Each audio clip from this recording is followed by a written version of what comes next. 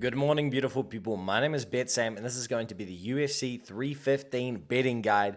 Jack Della Maddelena takes on Bully B in Canada, and I'm pumped for it. And how we're going to lay out this one is we're going to highlight two weigh-in disasters, we might say, weigh-in spotlights, fights that I think the weigh-ins have showcased who is more than likely to win those outings. Then we're going to move on to our parlay pieces, our underdog opportunities, our long shot legends, and then lastly, a premium teaser. Let's break into the video.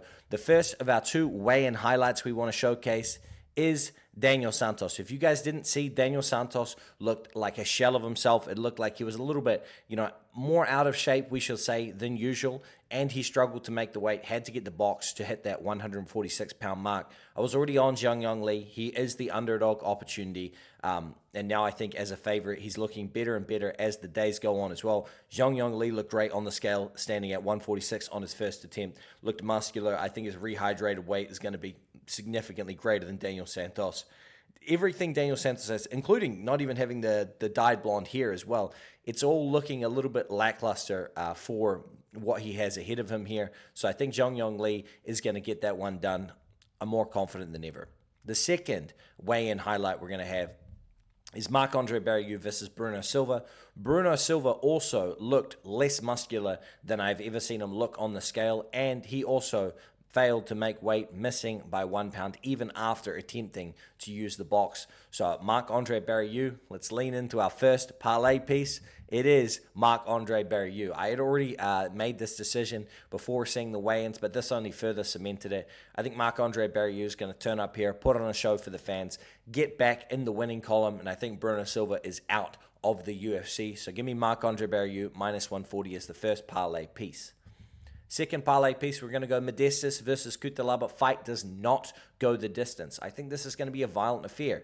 Both of these gentlemen have showcased both knockout and submission ability.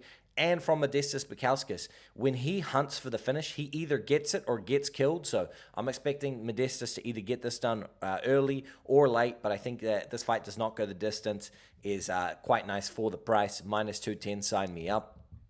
Then we have my boy, obviously, first leg of Slam of the Week, Navajo Sterling at 1.33 times your money, minus 305 favorite. You could have got him at better odds if you jumped on this one early, but I still think it's more than viable.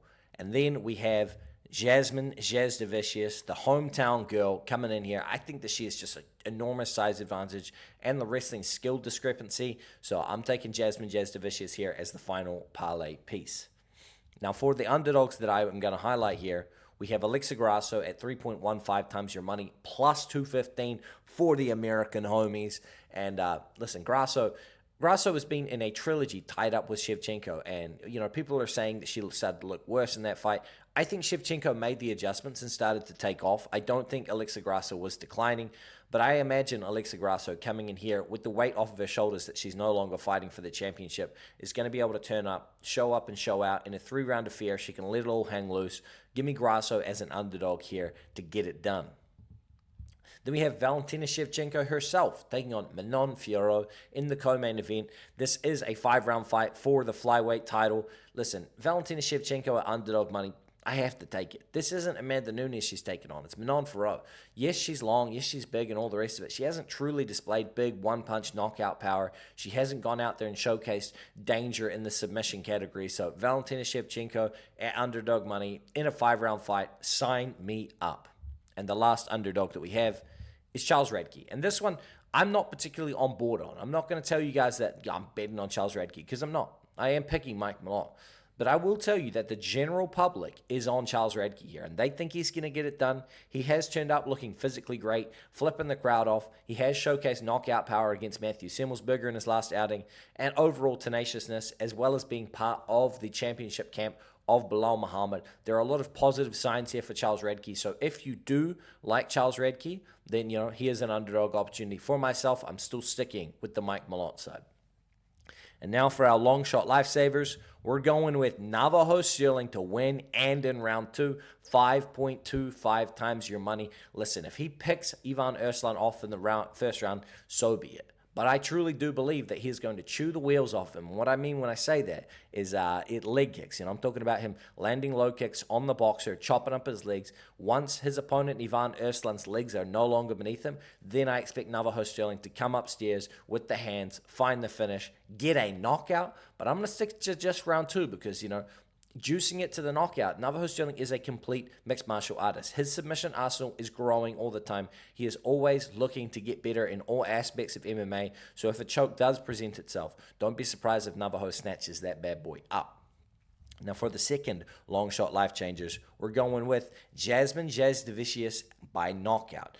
And this is specifically, I'm not thinking with the hands up top. I'm thinking she pins her smaller framed opponent down and is able to land ground and pound. And with the crowd roaring behind her, I could see the referee stepping in. So Jasmine Jasudavicius, I expect her to win. I do expect her to get a finish.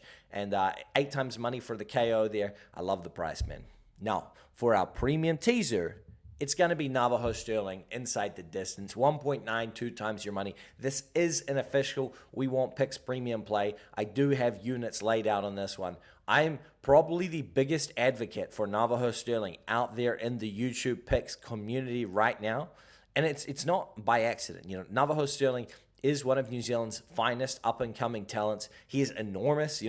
Meeting this man in person, he is huge.